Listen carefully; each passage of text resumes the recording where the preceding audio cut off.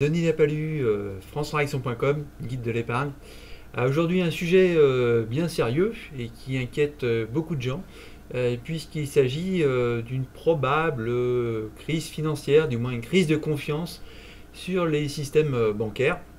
Alors, vous avez sans doute eu écho de la faillite, c'est une vraie faillite de SVB, donc une banque régionale américaine qui était spécialisée dans le financement des fintech, enfin des tech au sens large, hein, celles qui ont fait l'âge d'or du private equity. Donc, entre guillemets, méfiez-vous si vous avez placé en private equity, il risque de se passer quelques petites choses dans les mois à venir.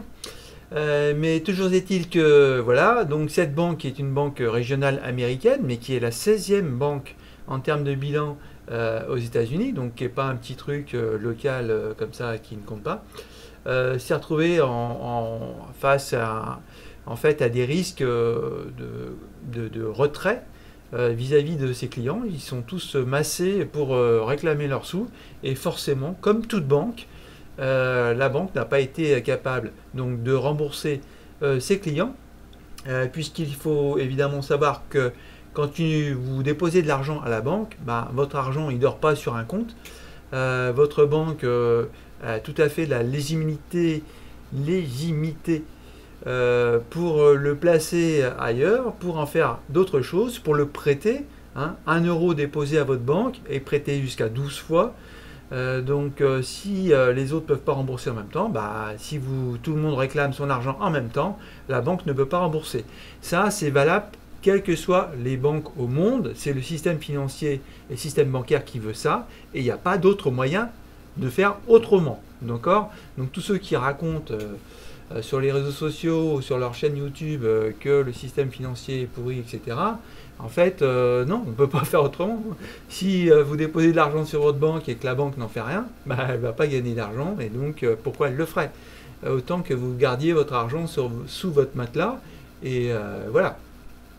Donc ça, c'est pas possible. Alors, c'est surtout pourquoi cette crise de confiance ? Tout simplement parce que il y a eu quelques fuites et donc les investisseurs ont commencé à avoir peur pour leur argent et ont préféré retirer. Avec phénomène, donc vous le savez, il suffit d'un petit tweet, un truc sur les réseaux sociaux pour que tout le monde s'affole pour pas grand chose.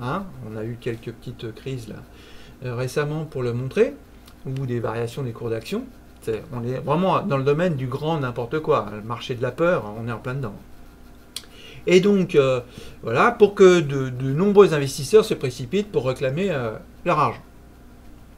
Donc, la banque, pour servir ses clients, était obligée de vendre des actifs financiers dans lesquels elle avait placé. Et pour ce faire, des actifs financiers de grande sécurité, puisqu'il s'agissait d'emprunts d'État américains.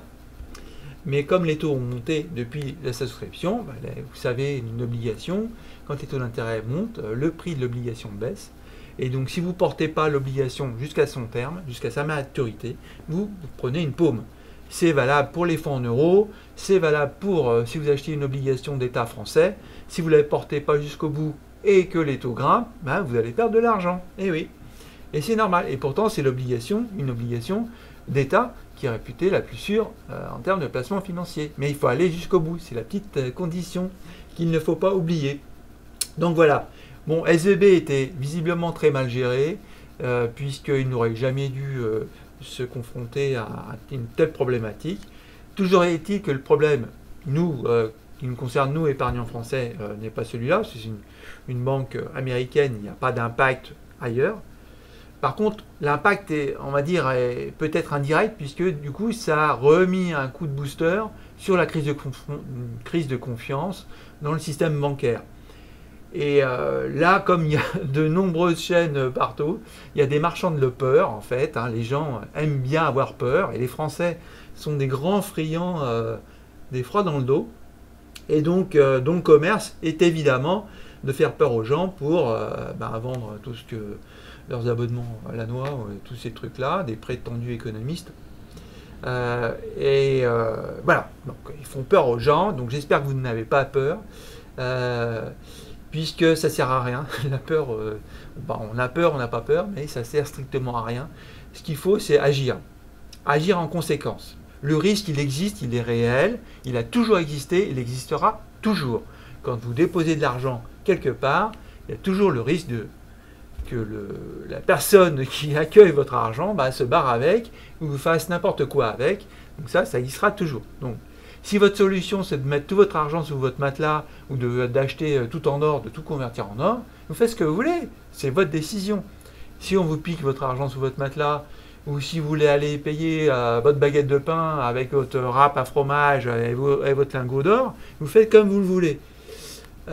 Simplement, c'est juste que ce n'est pas une solution. Ce matin encore, j'ai reçu un courriel de vendeurs d'or avec 6 articles, fin du système financier, machin, acheter de l'or, acheter de l'or, acheter de l'or. L'or est déjà très très élevé, donc je risque de faire une très très mauvaise affaire en achetant de l'or maintenant, quand tout le monde a peur. Non. L'or, si on veut miser sur l'or physique, il faut justement acheter toujours à contre-temps.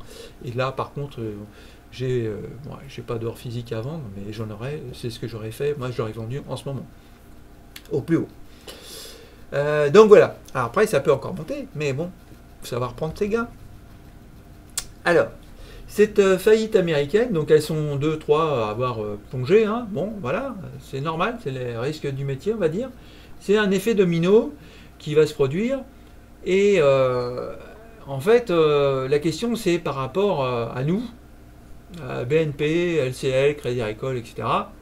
Il n'y a vraiment aucun impact. Je veux dire, faut vraiment être taré pour penser le contraire, quoi. L'impact c'est une crise de confiance. C'est si tous les Français allaient dès lundi matin aux portes de leur agence bancaire et dire hey, rendez-moi avec tous mes sous, je veux tous mes sous tout de suite. Si tout le monde faisait ça, aucune banque française ne pourrait faire face. C'est normal. Le système, je vous l'ai dit, c'est basé là-dessus. Il n'y a pas d'autre solution.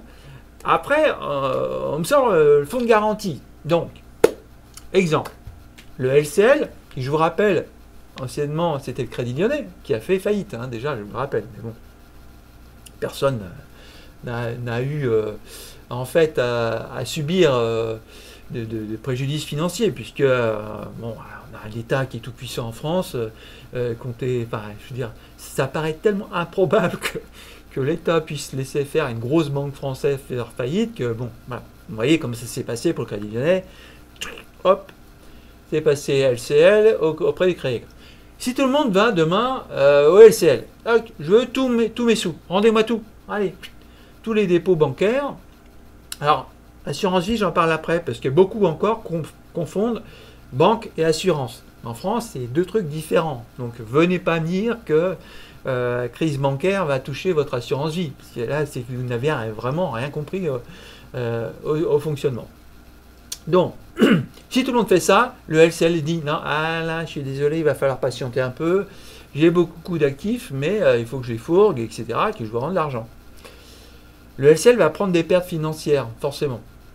D'accord? Mais va probablement pas faire faillite, puisque en France et en Europe, les banques sont régulées. Donc, BAL 3, etc.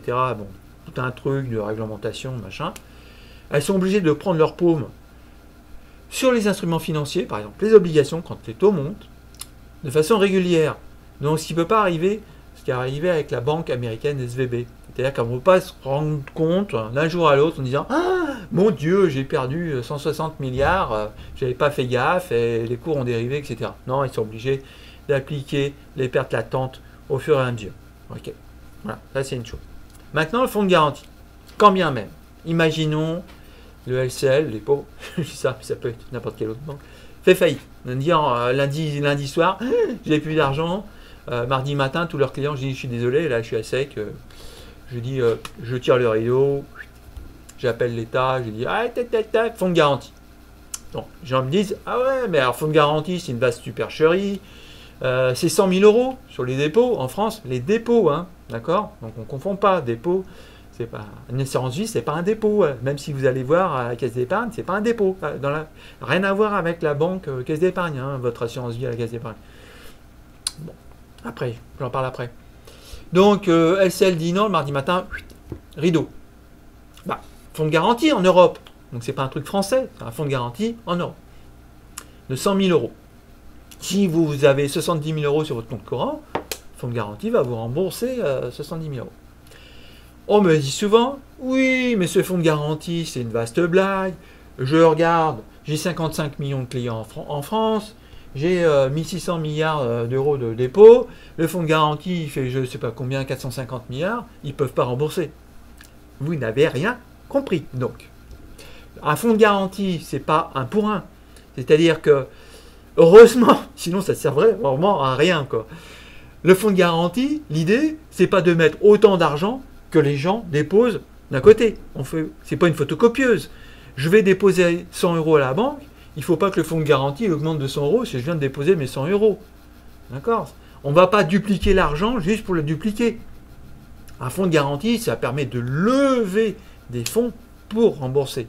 Donc heureusement, et ce serait complètement débile, que le fonds de garantie soit exactement le même montant que la somme des dépôts en banque. Ce n'est pas un joker, je veux dire, c'est un fonds de garantie, un effet de levier, c'est-à-dire que les États vont pouvoir s'en servir pour dire, ok, j'ai 450 milliards, donc tout le système bancaire, mettons, s'effondre. Bon, alors déjà, on est en total délire, mais bon. Ça s'effondre, j'applique le seuil de garantie auprès du LCL seul, imaginons. Il n'y a pas d'effet domino, etc. Je rembourse fonds de garantie, je l'active, j'ai un effet de levier booster, j'ai les 3000 milliards pour rembourser tout le monde. On n'en parle plus. Ok, je coupe court, pas d'effet domino. LCL a fait faillite, mais coupe. On a isolé le LCL par rapport à toutes les autres banques, parce qu'il n'y a pas eu de défaut de paiement. Les entreprises ont retrouvé l'argent, etc. Donc il faut arrêter de dire le fonds de garantie est trop petit, machin. Il est sizé comme il est. Je veux dire, voilà. Exemple, un assureur. Vous pensez vraiment que quand vous souscrivez une assurance pour habitation pour votre maison, d'accord? Maison, moi ma maison elle doit coûter 500 000 euros environ. L'assurance, je ne sais plus combien on paye 250 euros par an. L'assurance habitation, ça c'est pour moi, pour tous les Français. Vous pensez vraiment que l'assureur, lui, il a pris donc mon 500 000 euros, il a ajouté à toutes les maisons de toute la France, tous les biens immobiliers, il arrive avec un pactole de 850, non, on va dire, allez, je ne sais pas quel est l'équivalent du patrimoine immobilier français en euros. Et l'assureur, il met ça dans un compte, on dit, bah oui, je suis obligé. Si tout le monde vient avec une grosse catastrophe, l'astéroïde de 70 mètres de long là, qui est censé passer cette nuit entre la Lune et la Terre s'éclate en plein Paris, il faut que je rembourse tout le monde. Donc je vais avoir un fonds de 9000 milliards d'euros pour pouvoir rembourser. Mais non, ça n'existe pas. Il a un fonds de garantie. Ce fonds sert à se réassurer auprès d'autres fonds. C'est le principe de la finance, quoi.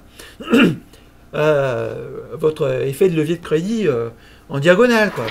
C'est la même chose. L'effet de levier de crédit, vous comprenez bien, mais par contre, quand il s'agit de fonds de garantie, donc le mécanisme dans l'autre sens, vous ne comprenez pas. Mais bon. Enfin bon, bref, tout ça pour dire, les fonds de garantie, il existe. Évidemment qu'il est insuffisant pour couvrir la faillite du système bancaire global, mais c'est bien normal, puisque on ne peut pas dire la fin du monde, on ne va pas s'assurer contre la fin du monde, c'est stupide puisque le monde n'existera plus. Donc qu'est-ce que vous voulez avoir des euros si le monde n'existe plus? C'est complètement débile. Donc on fait bien de ne pas le faire. Par contre, alors, que vous ayez peur, ok, d'accord. Perso, moi j'ai absolument pas peur, mais je gère en conséquence. C'est-à-dire que je ne suis pas complètement débile. On me dit le fonds de garantie il est à hauteur de 100 000 euros. Donc, je n'ai pas à foutre 600 000 euros en dépôt bancaire auprès de ma banque. Puisque ma garantie par client, par banque, c'est 100 000. Donc, j'ai qu'à avoir 6 comptes bancaires différents auprès de 6 banques et je plafonne à 100 000 euros. Voilà. Pour l'assurance vie, parlons-en. Beaucoup d'entre vous confondent évidemment l'assurance vie de la caisse d'épargne avec la banque caisse d'épargne. D'accord ? Tout ce qui est produit assurantiel, la banque n'a pas le droit d'y toucher. C'est-à-dire qu'elle ne fait que le commercialiser. C'est un marchand. Une banque, de toute façon, c'est toujours un commercial. Une banque, ça achète et ça vend de l'argent. Mais un produit assurantiel, les banques n'ont pas le droit d'y toucher. Même pas le droit de toucher à l'argent qui transite. Donc, quand vous faites un versement sur votre assurance vie à la caisse d'épargne, l'argent va directement à l'assureur de votre contrat. Il ne passe même pas par la caisse d'épargne. Ils n'ont pas le droit d'y toucher. En France, le métier de banque et d'assureur est totalement disjoint. Donc, voilà. Alors, et donc, la garantie portant sur les assurances, c'est 70 000 euros. D'accord? Ça porte sur les assurances. Une banque fait faillite, l'assureur ne fait pas forcément faillite. Donc, ça ne sert à rien de te mélanger. Voilà, c'est ce que je voulais dire pour l'assurance. Donc, 100 000 euros, voilà, le dépôt. Alors, attention, garantie bancaire 100 000 euros, c'est valable dans toute l'Europe, toutes les banques agréées. Ça, c'est le fonds de garantie dépôt de résolution. Évidemment, le livret A, LDDS et l'EP, eux, ont la garantie de l'État français, qui n'a rien à voir, qui est également de 100 000 euros, mais qui n'a rien à voir avec ce fonds de garantie de dépôt de résolution, qui a une vocation européenne. Donc, ne mélangez pas tout. Et là encore, sur les réseaux sociaux, on voit absolument n'importe quoi à ce sujet. Mais bon, décidément, il faut les réseaux sociaux, il faut vraiment que j'arrête. C'est vraiment n'importe quoi. Alors voilà, garantie spécifique de 100 000 euros sur le livret A, LDDS et LEP. Et oui, et le montant des versements totaux sur ces trois trucs ne font pas 100 000 euros. Mais on s'en fiche. Puisque c'est un fonds de garantie. Ce qui compte, le fonds de garantie, c'est la confiance qu'on doit laisser aux gens. Ce n'est pas le fait de pouvoir rembourser les gens. L'État français, il a levé 700 milliards d'euros en une semaine pour la crise Covid, etc. Alors vous pensez que bon, il n'y a même pas 700 milliards déposés sur ces trucs-là, mais on est à 460, un truc comme ça, sur ces trois trucs, livret A, LDDS et LEP. Donc l'État, en claquant de doigt, il amène 700 milliards. Donc vous pensez vraiment que c'est un souci, ça? Non, ça n'en est pas. Voilà, voilà. Donc tout ce qui est PER assurance, hein, c'est le fonds de garantie des assurances, c'est 70 000 euros par assurance, c'est cumulable avec l'assurance vie. Hein. Attention, PER assurance, c'est une assurance vie. Hein. Donc les plafonds se cumulent avec l'assurance vie auprès du même assureur. Faites gaffe quand même. Voilà, voilà. Qu'est-ce que je voulais dire d'autre? Voilà, arrêtez de confondre banquier et assureur. Ça, j'ai des messages tout le temps là-dessus. Les marchands de peur sur Internet sont quand même assez la source de tous ces trucs-là. Tous ceux qui ont leurs avoirs auprès de la même banque. Bon, évidemment, ils confondent les deux, mais bon. Au bout d'un moment, il faut quand même apprendre certaines choses. Voilà. Donc, à pas peur, mais agis. Donc, si vous craignez une faillite, pas un problème, vous agissez en conséquence, vous traitez vos fonds de garantie. Ok? Voilà, c'est tout. Après, il faut bien vous dire que personne ne peut connaître l'avenir. Donc, aujourd'hui, on a eu les banques américaines. Hier, vendredi, on a eu les banques allemandes. On a eu les banques suisses entre-temps. Tout ça, ce sont des vieux dossiers. Banque suisse, banque allemande. À chaque fois qu'il y a un petit frisson au niveau financier, bim, la spéculation négative porte sur ces banques-là. Donc ça n'a rien à voir avec la SVB. C'est à chaque fois qu'il y a un pet dans le système quelque part, toc, les investisseurs shortent les actions Deutsche Bank ou anciennement Crédit Suisse. Parce que ces banques ont souffert, ont été mal gérées. Et elles ont des dossiers, elles ont des cadavres dans les placards, tout simplement. Mais voilà. Après, les actions françaises baissent à la côte de Paris, sur la CAC 40, la BNP, le cours ou la Société Générale ou Crédit Agricole baisse de 5% par jour, hier par exemple. Mais c'est rien, ça c'est une spéculation boursière. Ça n'a rien à voir avec l'activité des banques ou les problèmes de portefeuille, de perte de plus-value latente, etc. Enfin, de perte ou de plus-value, oui. Pas de minoration des plus-values voilà, sur le portefeuille obligataire. Enfin, voilà, pas tout confondre. Après, il ne faut pas confondre donc spéculation boursière et la vraie vie. Voilà.